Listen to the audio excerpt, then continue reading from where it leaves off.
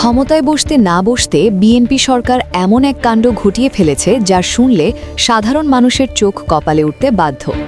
মাত্র ৪৮ ঘণ্টাও পার হয়নি, এর মধ্যেই সরকারের অন্দরে লুকিয়ে থাকা রহস্যগুলো দিনের আলোর মতো পরিষ্কার হতে শুরু করেছে।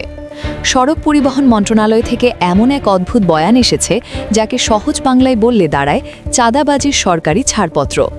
মন্ত্রণালয়ের যুক্তি অনুযায়ী বাধ্য করে টাকা নিলে সেটা চাঁদাবাজি, কিন্তু সমঝোতার ভিত্তিতে টাকা নিলে সেটা নাকি চাঁদাবাজি নয়। এই একটি বক্তব্যের মধ্য দিয়েই বর্তমান সরকারের আসল রূপটা উন্মোচিত হয়ে গেল। রাষ্ট্রীয় পৃষ্ঠপোষকতায় চাঁদাবাজিকে একটি আইনি কাঠামো দেওয়ার এই চেষ্টা সাধারণ মানুষের চোখে ধরা না পড়লেও একটু গভীরে গেলেই শিউরে উঠতে হয়।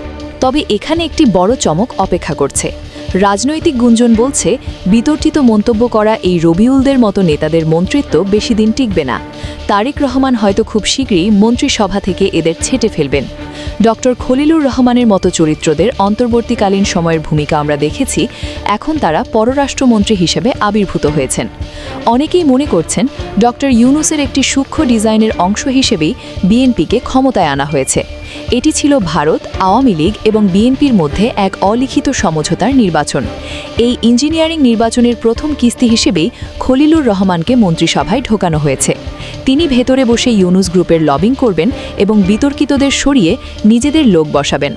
শেষ পর্যন্ত রাষ্ট্রপতির ক্ষমতা বাড়িয়ে ডক্টর ইউনূস নিজেই সেই পদে বসতে পারেন এমন সম্ভাবনাও উড়িয়ে দেওয়া যাচ্ছে না। অন্যদিকে জামায়াতে ইসলামী ও এনসিপির অবস্থান নিয়েও রহস্য দানা বাঁধছে। সংসদে বিএনপি যে বিশাল সংখ্যাগরিষ্ঠতা নিয়েছে তাতে বিরোধী দলের কোনো গুরুত্বই অবশিষ্ট নেই। বিএনপি যা চাইবে তাই পাশ হবে। তাহলে জামায়াত কেন চুপ? হতে পারে তারা এই পুরো খেলাটি সম্পর্কে অবগত এবং একটি দীর্ঘমেয়াদী কৌশলের অংশ হিসেবে নীরব থাকছে। তারা হয়তো ডক্টর ইউনূসের রাষ্ট্রপতি হওয়ার পর একটি রাজনৈতিক ভারসাম্যের অপেক্ষায় আছে। এদিকে ডেইলি স্টার এই চাঁদাবাজির খবরটি প্রকাশ করে সাহসিকতা দেখালেও আগামীর সংবাদপত্রের স্বাধীনতা নিয়ে বড় প্রশ্ন রয়ে গেছে।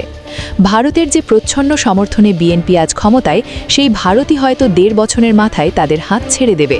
তখন আসল সংকটে পড়বে দলটি।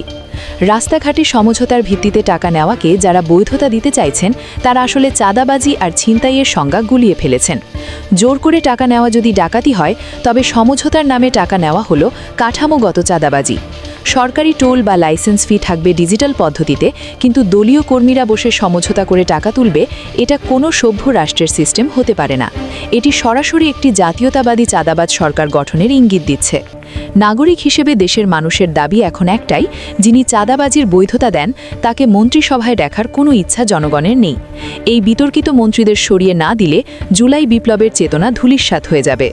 প্রিয় দর্শক, আপনাদের কি মনে হয়, সমঝোতার ভিত্তিতে টাকা নেওয়া কি সত্যিই বৈধ, নাকি এটি চাঁদাবাজির নতুন নাম? ডক্টর ইউনূসের রাষ্ট্রপতি হওয়ার সম্ভাবনাকে আপনি কিভাবে দেখছেন?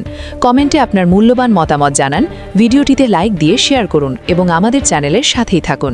ধন্যবাদ।